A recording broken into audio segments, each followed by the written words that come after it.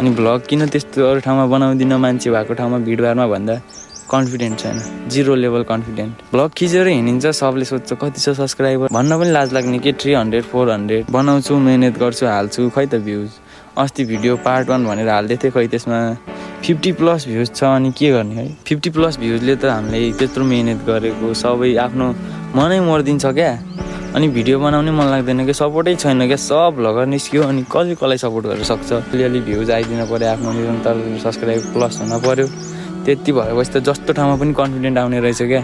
Subscriber नभएपछि त vlog बनाउनु कन्फिडेन्ट नआउने के, लाज लाग्ने छ। त्यसले के भन्ने होला, यस्तो सब्सक्राइबर छैन, यस्तो दुःख गरेर हिँडेर भन्ने हो कि यताउति भन्ने हो कि भने एकदम लाज लाग्ने क्या। म चाहिँ त्यो पोइन्टले अगाडि बढ्न नसक्या हो क्या। अलिअलि सब्सक्राइबर भेटाएको भए, मैले अलिअलि भ्युज भेटाएको भए चाहिँ म अगाडि बढ्थेँ क्या। अब भ्युजै भेटाएन, अब म आफै त्यस्तो कन्टेन्ट दिन नसके होला, त्यो मेरै गल्ती हो है। जस्तो छ त्यस्तै कन्टेन्ट दिएर पनि होला, म केही भन्दिनँ अरूलाई पनि है। अडियन्सहरू त जे राम्रो देख्यो त्यही हेर्ने, मै उस्तै छु। युट्युबमा जे रमाइलो राम्रो देख्यो त्यही हेरिदिन्छु। अब आफ्नो कोसिस बेस्ट गर्छु। मलाई कन्फिडेन्ट पनि एकदम 0 लेभलमा छ, कन्फिडेन्ट बढाउनु छ।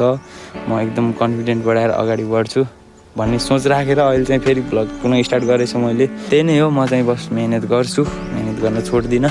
भर्खर स्टार्टिङ हो, अझै कति दुःख भोग्नै छ बाटोमा होइन।